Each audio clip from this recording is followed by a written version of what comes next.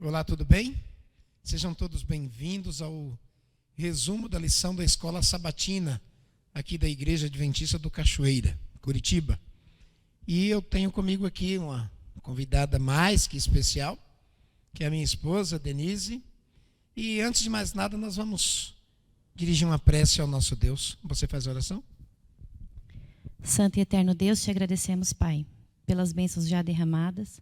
Obrigado pela oportunidade de estudar um pouco mais da Tua Palavra. Que o Seu Santo Espírito abra nossa mente e o nosso coração. Que possamos crescer mais no Teu Espírito. Graças te damos por tudo, pelos méritos de Jesus. Amém. Amém. Muito bem. Nós, hoje, estaremos recapitulando ou resumindo, para que você possa estudar durante todo o decorrer dessa semana, desde agora à tarde, sábado à tarde, e a cada dia subsequente. E o tema é maravilhoso, apaixonante, porque fala de Cristo Jesus e do convite extraordinário que ele nos fez em Mateus capítulo 11, do verso 28 em diante ali. E esse capítulo, exclusivamente com esse versículo, nós vamos trabalhar ele dia a dia durante essa semana, de maneira peculiar. Nós vamos colocar uma lupa de aumento para entender as entrelinhas desse tema. Não é isso, Denise? Exatamente. Estamos abordando o descanso. E o descanso tem que ter um refúgio. E essa semana vamos estar falando sobre o refúgio, que é Cristo, né? Venha a mim. O vinde a mim de Cristo, que é o verso para memorizar, né?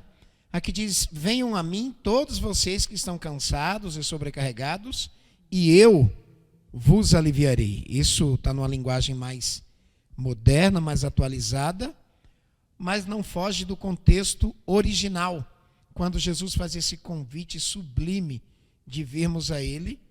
E agora vamos tratar mais aprofundadamente aqui desse assunto, porque toda a Bíblia é um convite de Cristo Jesus para podermos ir a Ele.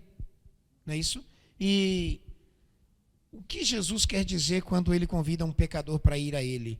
É ir e tudo bem, eu já sou de Cristo, eu já me batizei, eu já sou membro da igreja dele e agora está tudo bem.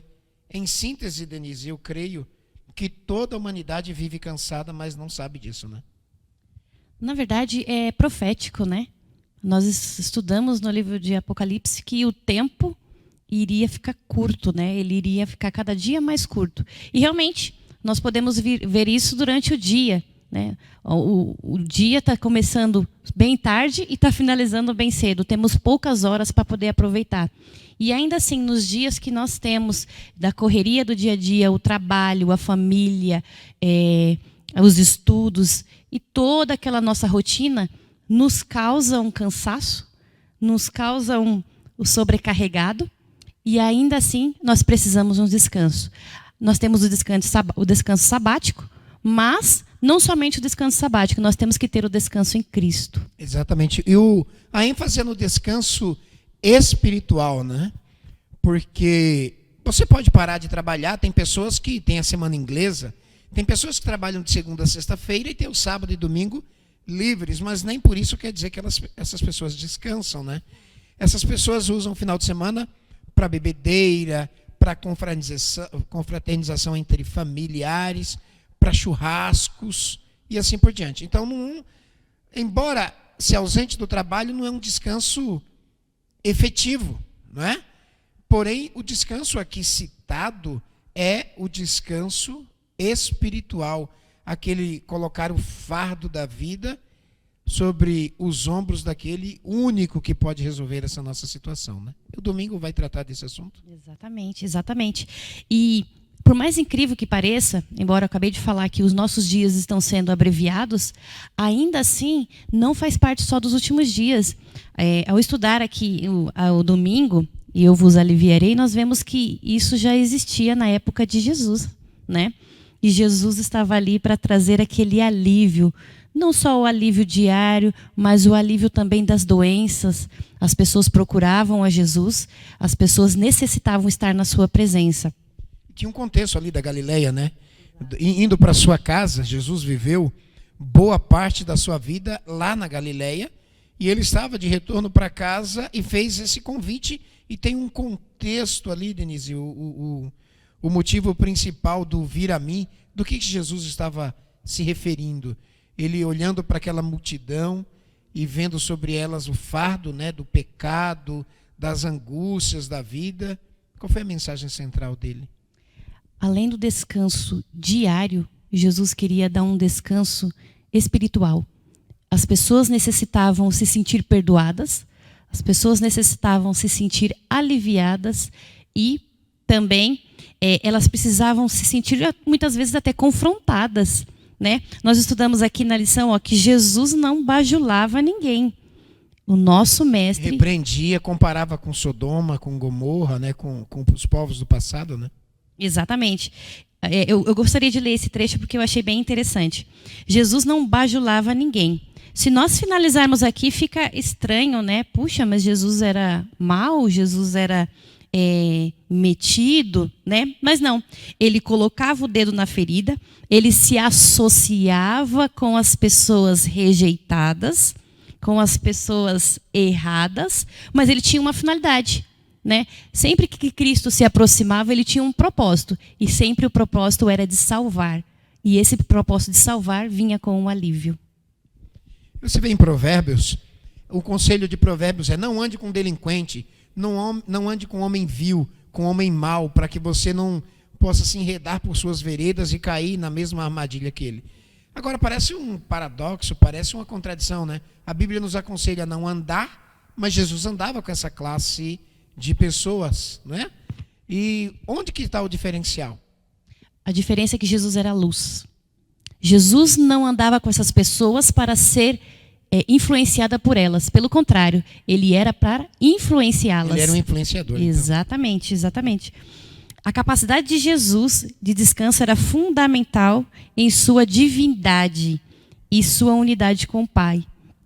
Era necessário que Cristo estivesse junto com o Pai para que nós tivéssemos esse descanso.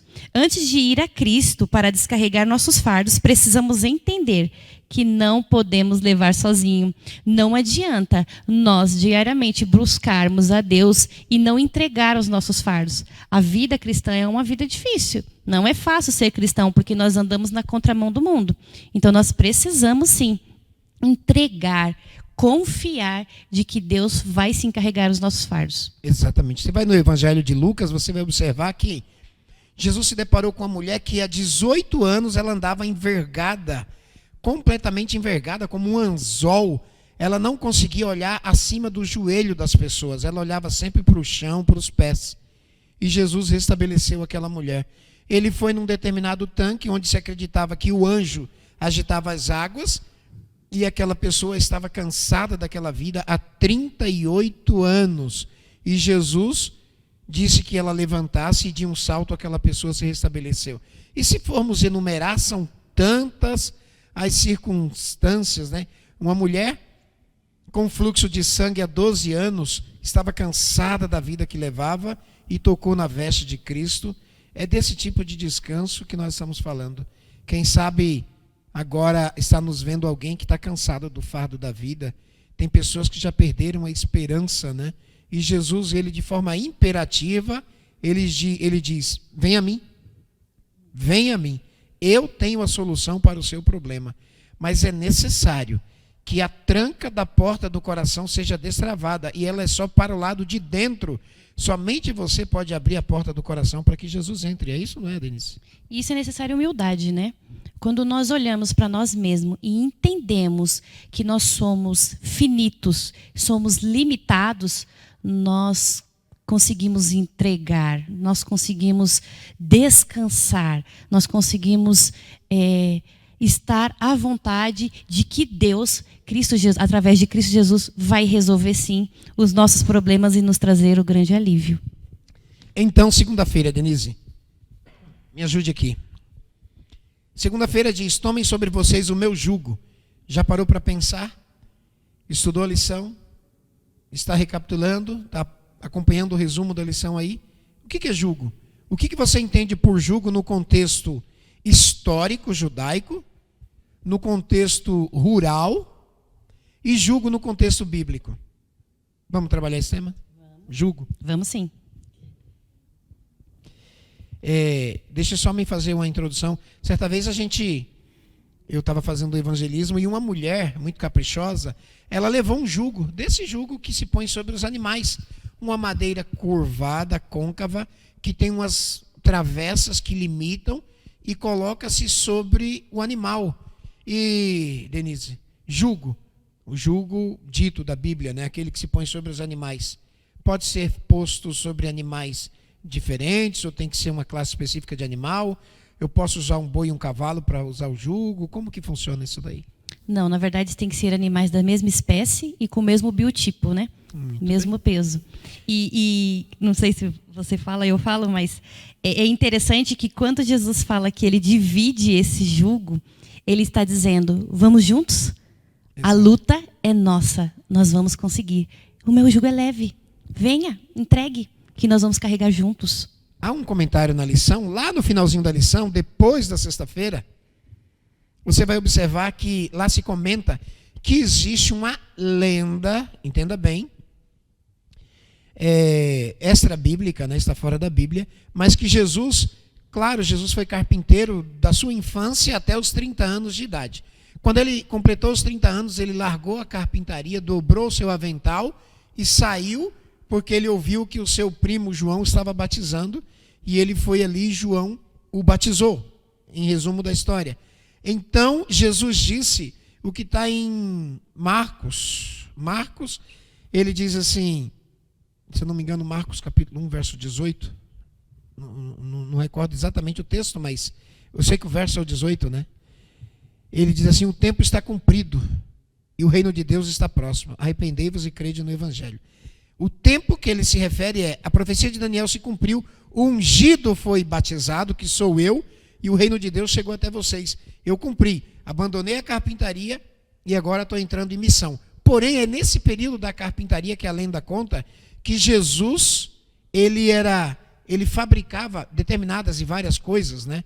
De mobílias e até mesmo jugo para os animais. E diz o escritor, o autor da lição, imagine você na fachada da carpintaria de Jesus dizendo, aqui fabricamos os melhores jugos da região. Que coisa interessante. Porque Ellen White diz no livro Vida de Jesus, que Jesus era perfeito até no manejo da ferramenta. Então imagine um móvel feito por Jesus, com toda a paciência que ele possuía, né? O interessante é que o jugo citado nessa lenda, né? O jugo, até mesmo o jugo que é utilizado hoje com animais, é necessário ter dois, né? Um tem que estar de um lado, né? Um animal tem que estar do lado e outro do outro lado. O relacionamento que nós temos, o relacionamento que Jesus tem para com o Pai, Jesus quer ter para com os filhos. E Ele quer que os filhos tenham um com o outro. Ou seja, a vida cristã, o descanso é necessário, um trabalho em equipe. Eu não consigo conduzir tudo isso sozinho. Verdade. E se você parar para observar e leia os livros do dom profético dessa igreja, os livros de Ellen White, eu tenho paixão por esses livros. Em especial, essa semana, eu estava lendo o livro O Desejado de Todas as Nações, e o capítulo 34, o título é O Convite, que é exatamente do tema da lição. Ele fala assim, vinde a mim.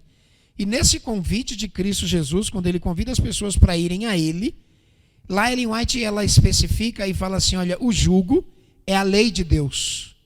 A lei de Deus. E quando esse jugo, a lei de Deus, que é suave, que é um fardo leve, é colocado sobre o missionário, sobre o obreiro de Deus, sobre você e eu, ele vai guiar a pessoa. Se você pegar um animal e soltar ele no arado, sem o jugo, ele vai fazer um trabalho todo desorganizado, imperfeito. Agora a Bíblia diz assim, a lei do Senhor é perfeita e restaura a alma. Quando ele pega esse jugo, que é a sua lei, e coloca sobre o seu discípulo, agora ele vai ser tabelado, trabalhado, modelado por aquele jugo, que é a lei do Senhor, né, Denise? E o próprio salmista fala, né, do descanso da lei.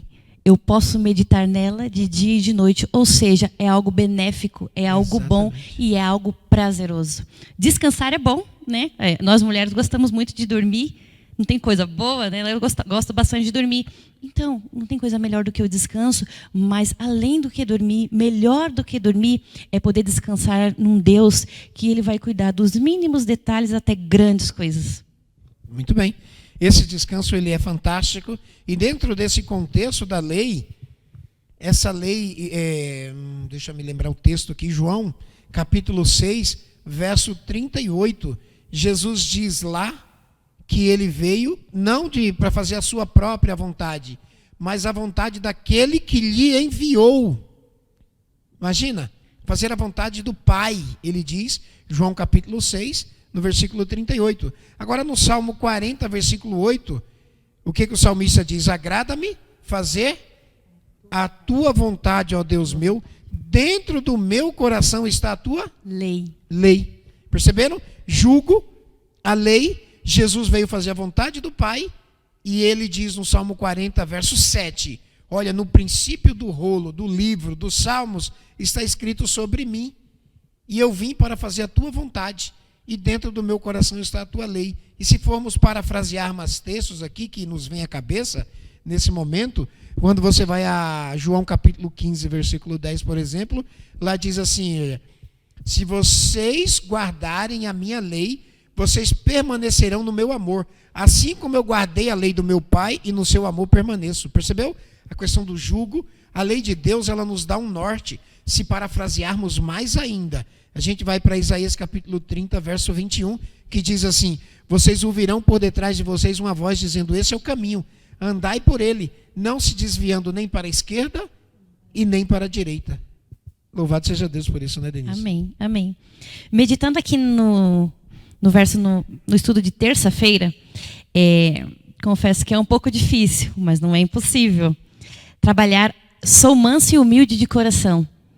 Eu relatei isso porque nós estudamos há algumas lições atrás acerca de Moisés, né? Que é aquele que foi refinado de assassino, que executou um egípcio, foi transformado como pastor de ovelhas, e depois se tornou... E o processo foi longo, né? Longo, não foi do dia para a noite. Mas também houve uma entrega.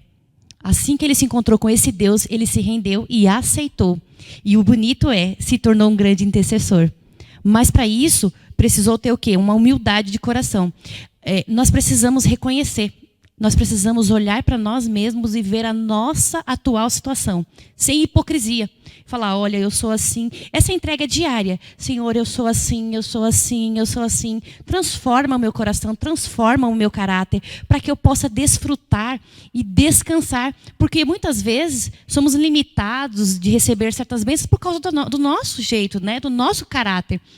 E a lição vem falando que hoje em dia, ser manso não é uma coisa que está muito em moda, né? Não é muito fácil. Não está muito em moda, ó. Denise, lá em São Paulo, quando morava em São Paulo, eu tenho alguns amigos, o Domingos, possivelmente um dia ele assista, né? Essa lição da Escola Sabatina, o Ângelo, outro amigo querido.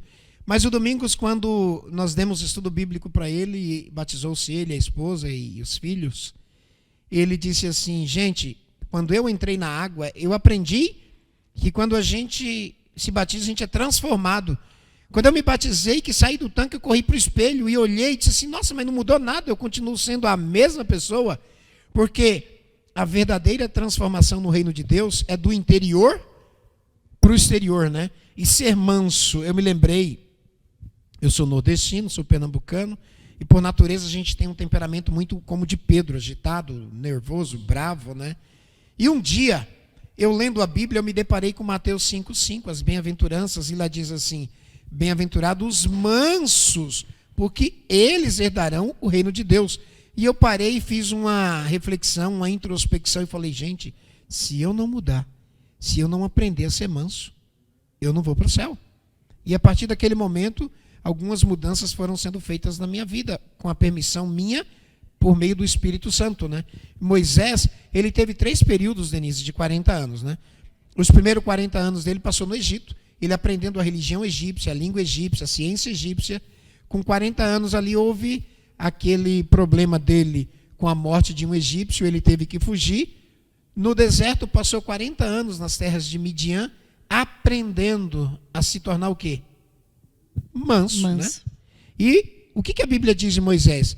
O homem mais manso da história da terra, né? 40 anos trabalhando com ovelha. Não sei que tipo de animal você trabalha, você que está nos ouvindo aí, se trabalha com animal ou não. Hoje é muito difícil, né? Mas, via de regra, as pessoas, quando trabalham com animais, elas são transformadas pelo tipo de animal que trabalha. Alguns animais deixam a pessoa mais violenta. Quem trabalha com cordeiro, com ovelha, se torna manso. Davi trabalhava, era pastor de ovelhas. Moisés, 40 anos aprendendo a ser manso. Foi a escola de Moisés, o deserto e as ovelhas. Para então passar mais 40 anos guiando o povo pelo deserto ali, aquele povo teimoso, aquele povo rebelde, né, Denise? E inclusive a lição ela vem falando e fazendo uma comparação, né, do Moisés transformado. E comparando Moisés com Jesus, né? Porque Jesus hoje é o nosso intercessor e Moisés também foi intercessor. É óbvio que a salvação não está em Moisés. A salvação está em Cristo Jesus porque ele derramou o seu sangue e porque ele é Deus conosco. Mas a comparação de que nós também podemos ser intercessor. E, inclusive, a lição vem relatando sobre os erros. Quando nós vemos um irmão nosso em pecado, em problemas, nós temos sim esse livre-arbítrio de chegar até esse irmão. Não para julgar, mas sim para salvar como Jesus.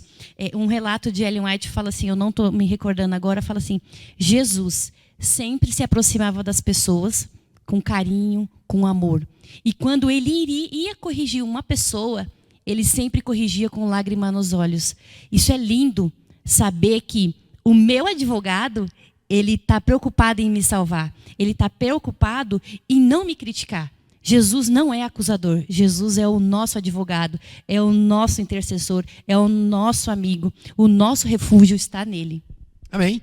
E no livro Desejar Todas as Nações, no capítulo 34, página 277, ou em outros, brochura, página 227, diz assim que Jesus é nosso irmão mais velho, que está do lado do trono do Eterno, para nos auxiliar, né? Para nos ajudar em tudo isso daí. Então, assim, queridos, manso, aprendemos um pouco sobre mansidão, a mansidão de Moisés, que era um tipo de Cristo, Deuteronômio 18, 15 e 18, né?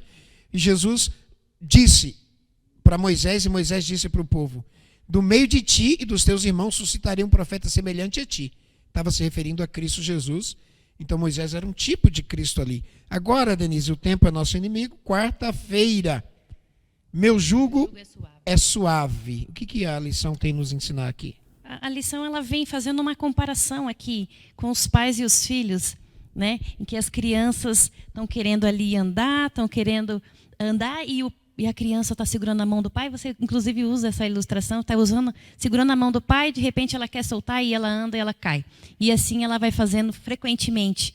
Andar com Jesus nem sempre é fácil, mas é sempre bom. E o certo a fazer. Nós podemos tropeçar na vida cristã, assim como uma criança que está aprendendo a andar, mas nós temos plena certeza que com Cristo nós não vamos permanecer caídos. Com Cristo nós vamos vencer. Não importa. A minha mãe tem um costume de falar assim, é um dizer dela, né? Não importa que tu caias, mas que tu levantes. Nós sabemos que nós vamos levantar, não por mérito nosso, nós vamos levantar em Cristo Jesus. É um provérbio, acho que provérbio 25, verso 26, se não me engano, que diz que o justo 7 vezes cairá, mas não ficará prostrado, né? Ele se levanta. Agora o ímpio cai e se entrega. Mas é interessante essa analogia aí do pai, do filho, de Deus permite que faz parte do processo de crescimento e desenvolvimento as quedas, os machucados, a dor, depois do pecado se tornou uma bênção. A dor é um limitador do ser humano. Porque se você vai e bate a canela num móvel, você sente que doeu. Isso vai te limitar a não chegar na beirada de um edifício, de um prédio, a não pular de determinadas alturas. Ela vai te limitar. A dor é um ato de graça de Deus, pós-pecado, logicamente, entendam bem isso daí, para que nós entendamos e saibamos como viver nesse mundo aqui, não é isso? Exatamente. Olhando aqui o estudo de quinta-feira, vem falando do meu fardo é leve. Cristo nos promete que nos aliviar, né? Que vai descarregar o nosso fardo.